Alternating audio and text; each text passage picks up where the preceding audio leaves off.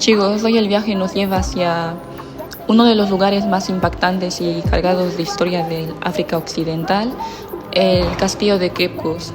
Mientras avanzo por esta carretera, pienso en todo lo que ha pasado por esas tierras, siglos de comercio, culturas entrelazadas, pero también dolor. Esta es una de las ciudades coloniales más importantes de Ghana y muchas de sus construcciones aún conservan el estilo de los siglos XVII y XVIII. A lo largo de estas calles los edificios antiguos siguen en pie, casas con balcones, estructuras de piedra, puertas altas, testigos de silencios de lo que fue el pasado. Aquí cada ladrillo tiene una historia, desde la época del comercio de oro hasta los días más oscuros del comercio de personas esclavizadas. Y entre todo esto, al final del camino, nos espera el castillo de Cape Coast, un lugar tan hermoso como doloroso que no se olvida una vez lo ves de cerca. Aquí tenéis la entrada. Siento que la experiencia esta marca un antes y un después una vez cruces esa puerta. Y lo mismo me pasó. Si en algún momento tienes la ocasión de visitar este lugar, te lo recomiendo. Esta es una de las mazmorras de esclavos masculinos. Hasta 200 hombres eran hacinados en un solo calabozo pequeño. No habían baños. Comían, dormían y defecaban en el mismo sitio. Muchos morían antes de que abordara un barco. El aire era húmedo, denso, incluso pestilente. Hasta hoy se puede sentir el peso de eso. Las flores han sido traídas por visitantes como nosotros. Se cree que el alma de nuestros antepasados todavía habita aquí y es una forma de rendirles tributo. Esta celda, como habéis podido ver, era parte del llamado la puerta sin retorno, el último paso antes de ser subidos a los barcos. Para muchos de ellos era la última vez que pisaban suelo africano.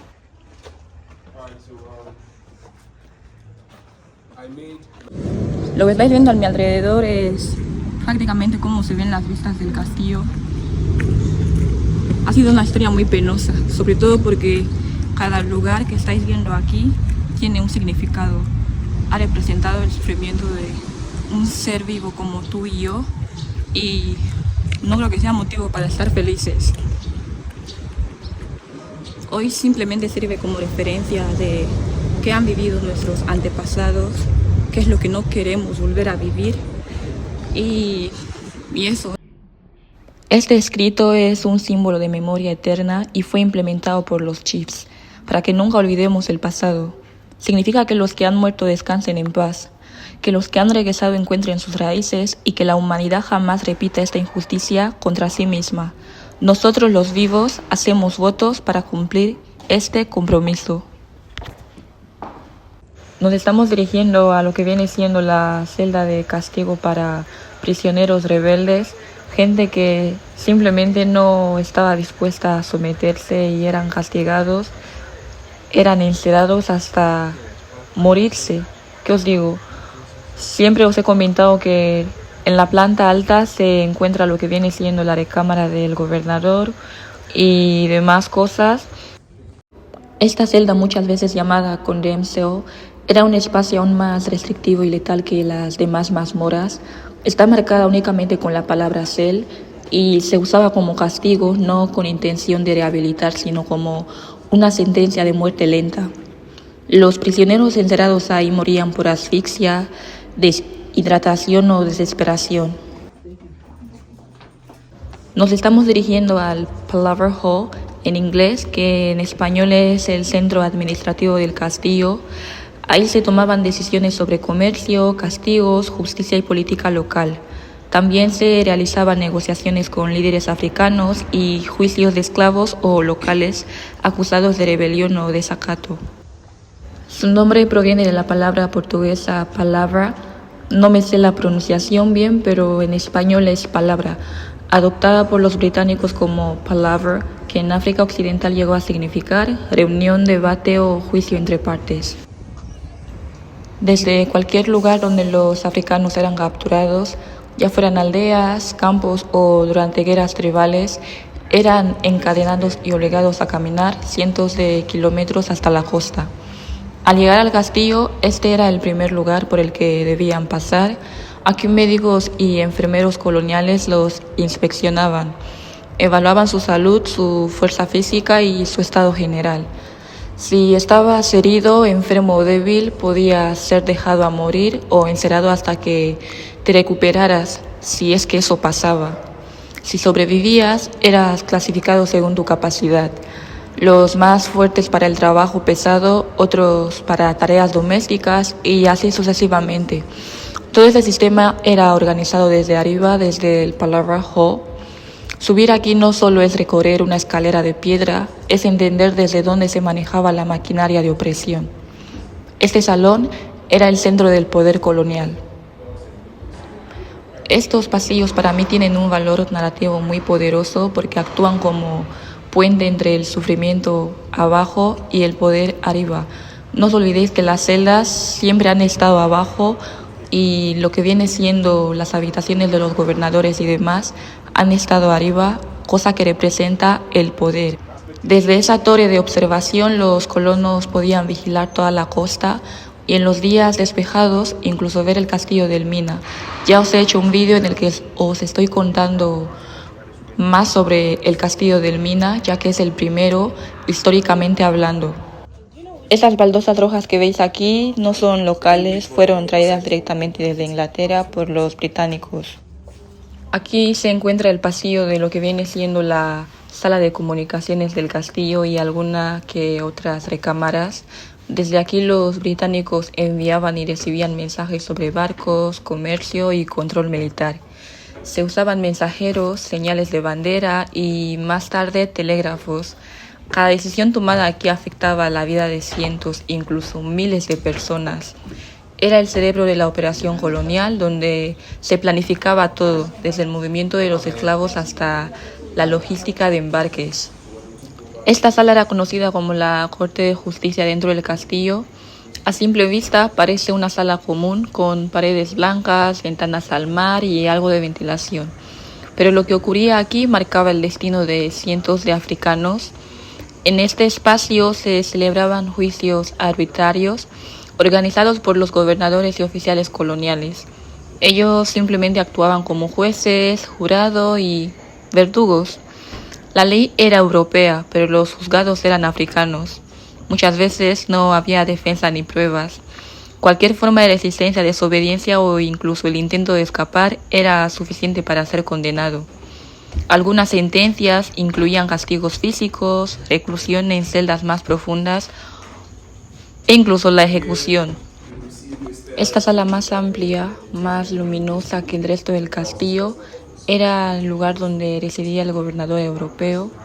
Desde aquí se tenía una vista estratégica hacia el mar, pero también hacia los patios donde estaban retenidas las mujeres esclavizadas. A menudo el gobernador mandaba elegir a alguna de ellas para entretenerlo en esta habitación. No había consentimiento, solo poder. Era un abuso sistemático disfrazado de costumbre colonial.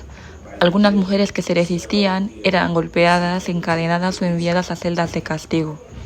Aquí no solo se tomaban decisiones políticas, aquí se consumaban violencias que marcaron generaciones enteras. El tráfico de vidas humanas era un negocio muy rentable. Cuando un grupo europeo conseguía establecerse en un lugar estratégico, otros europeos peleaban por arrebatárselo. Este castillo fue finalmente construido por los ingleses, pero antes de eso las tierras habían sido ocupadas por 4 potencias europeas distintas. Los portugueses fueron los primeros en llegar y después de construir el castillo del Mina, un grupo de ellos se trasladó a esta zona donde permanecieron durante casi 100 años. Luego los holandeses intervinieron de alguna forma, todavía no está del todo claro qué hicieron, y los portugueses abandonaron el castillo del Mina. Más tarde los daneses... Esta es la sala donde se predicaba la Sociedad de la Propagación del Evangelio. Esa es la traducción en español. Desde este lugar se hablaba de salvación, de amor y de perdón. Y mientras tanto, justo debajo de este suelo, hombres, mujeres y niños estaban encadenados sufriendo en la oscuridad. Este agujero que estáis viendo ahí en el suelo, desde ahí se escuchaban sus gritos, sus llantos. Y aún así seguían leyendo la Biblia como si no oyeran absolutamente nada.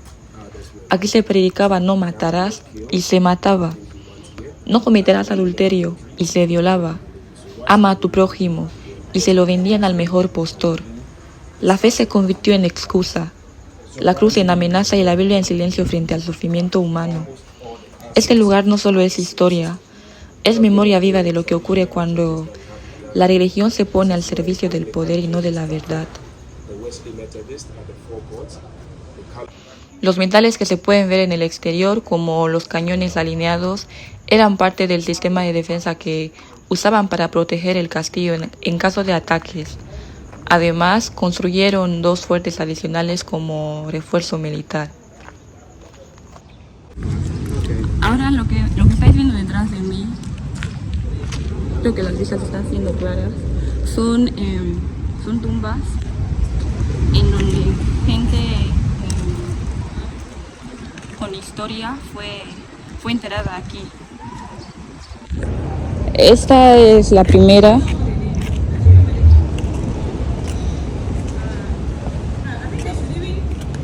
Esta es la segunda. De hecho, podéis leer la historia que está escrita en cada lápida. La del medio, así la llamó el guía. Y por último está esta. Os dais cuenta que de entre las 4 que os he enseñado, solamente está escrito en una.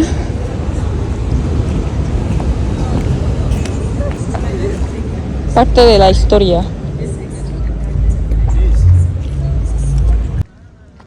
Debajo de esa losa está enterrado un funcionario británico o religioso europeo que prácticamente murió durante su servicio en la Costa de Oro en la época colonial.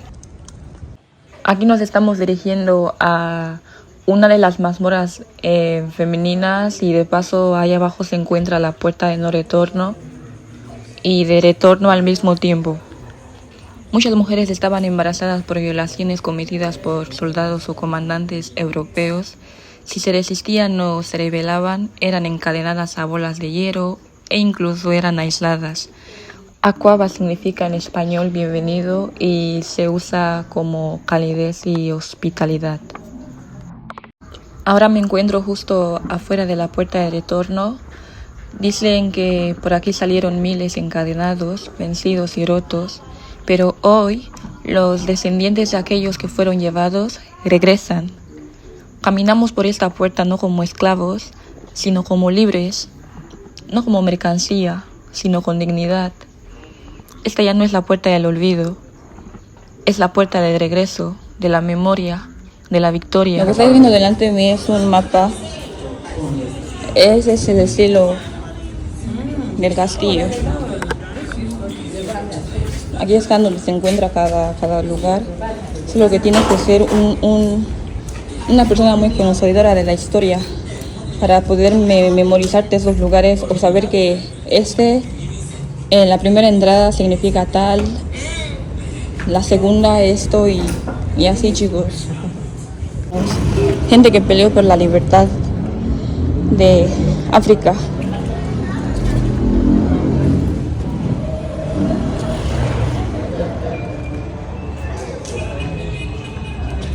Patricio Lumumba. Llegará el día en el que la historia hablará, pero no será la historia que ha sido enseñada en Bruselas, París, Washington o las Naciones Unidas.